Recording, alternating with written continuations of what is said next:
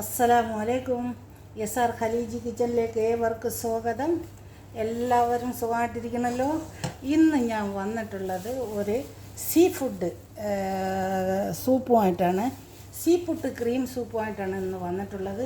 Sea food എന്ന് പറഞ്ഞാൽ അതിന് കല്ലുമേക്ക, കൂന്തൽ, ചെമ്മീൻ, ചീസ്മ, കലമാരി ഇതെല്ലാം ഉൾപ്പെടുന്നതാണ് നമ്മൾ ക്രീം സൂപ്പ് ഉണ്ടാക്കുന്നത്. അതാണ് നിങ്ങളോട് ഞാൻ ഷെയർ ചെയ്യുന്നത്. വരൂ, നമുക്ക് എന്തൊക്കെയാണെന്നൊന്ന് നോക്കാം. ആദ്യം നമുക്കൊന്ന് മസാല തയ്യാറാക്കാൻ വയ്ക്കാം. ഞാൻ ഇതേമാതിരി ഒരു ചെമ്പ് വെച്ചിട്ടുണ്ട്.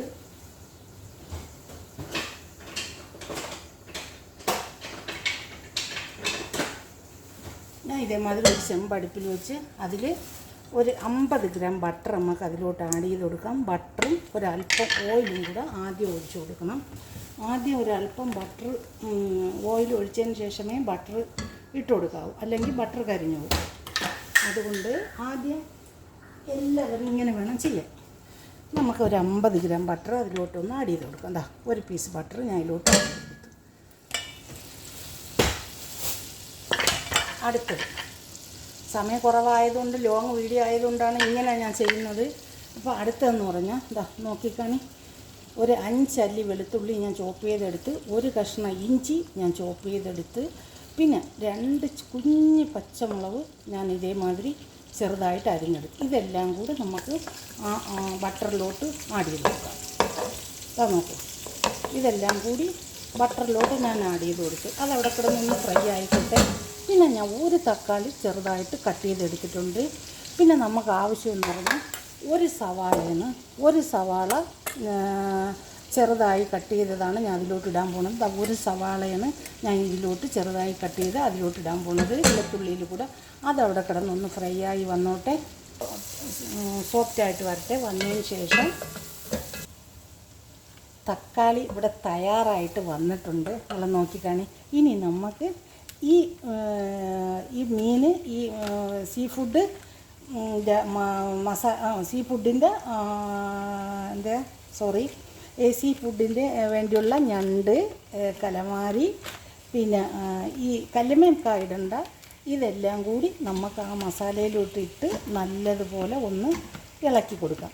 ഈ കലമാരി വെന്തതായത് കൊണ്ട് നമുക്ക് ലാസ്റ്റ് ഇട്ട് കൊടുക്കാം. വേവാത്ത സാധനങ്ങളെല്ലാം കൂടി നമുക്ക് അതിലോട്ടിട്ട് ഒന്ന് അതിൻ്റെ വെള്ളം ഇറങ്ങാനായിട്ട് സോട്ടായി വരാൻ വേണ്ടി വെക്കാം. ഒന്ന് ഇളക്കി കൊടുക്കാം. നമുക്ക് ഇതൊന്ന് ജസ്റ്റ് ഒന്ന് ഇളക്കി കൊടുത്തിട്ട് നമുക്കൊന്ന് മൂടി വയ്ക്കാൻ പറ്റും. ജസ്റ്റ് ഇതേമാതിരി ജസ്റ്റ് ഇങ്ങനെ കാണാമല്ലോ. ഇതാ നോക്കൂ, ജസ്റ്റ് നമുക്ക് ഇതൊന്ന് ഇളക്കി കൊടുക്കാം. ഇളക്കി കൊടുത്തിട്ട് നല്ലതുപോലെ ഒന്ന് മൂടി വയ്ക്കാം. ഇത് മൂടി വയ്ക്കുമ്പോഴത്തേക്ക് ഇതിൻ്റെ വെള്ളം എല്ലാം ഇറങ്ങും. അതിന് ശേഷം നമുക്ക് ബാക്കിയുള്ള ചേരുവകൾ ചേർത്ത് കൊടുക്കാം. ഇത് നോക്കിക്കാണി, ഇതിൻ്റെ വെള്ളം എല്ലാം ഇറങ്ങി ഇതിവിടെ നല്ലതുപോലെ വെള്ളം ഇറങ്ങി കളറൊക്കെ മാറി വന്നിട്ടുണ്ട്. അതിലോട്ട് നമുക്കിനി കുരുമുളക് പൊടി ഇട്ട് കൊടുക്കാം. നോക്കും, കുരുമുളക് പൊടി ഒരു ചെറിയ ടീസ്പൂൺ, നമുക്ക് ആവശ്യത്തിന് ഉപ്പ്, മാജി ക്യൂബ് ഇടുന്നുണ്ട്, ഉപ്പ് കുറച്ചേ ഇടാവൂ. ഉപ്പ് ഞാൻ ഒരു ടീസ്പൂൺ ഇട്ടിട്ടുണ്ട്, ചെറിയതാണ്. പിന്നെ നമുക്ക് വേണ്ടതെന്ന് പറഞ്ഞാൽ ഒരു നുള്ള് സഫ്രാൻ കുങ്കുമപ്പൂവാണ്. ഒരു നുള്ള് കുങ്കുമപ്പൂ ഇതിലോട്ടൊന്ന് ആഡ് ചെയ്ത് കൊടുക്കണം. നമുക്ക് കുങ്കുമപ്പൂ ഇട്ട് കൊടുത്തിട്ടുണ്ട്. നമുക്കൊന്ന് ഇളക്കിയിട്ട് ഒന്ന് ഇളക്കി വീണ്ടും ഇളക്കിയിട്ട് ഒരു 5 മിനിറ്റ് നമുക്ക് അടച്ചിടുമ്പോൾ ഇതിൻ്റെ എല്ലാ ടേസ്റ്റും ഇതിലോട്ടങ്ങ് ഇറങ്ങും.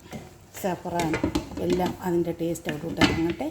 ഇനി അടുത്തത് നമുക്ക് എങ്ങനെയാണെന്ന് വെള്ളം തയ്യാറാക്കണമെന്ന് നോക്കാം.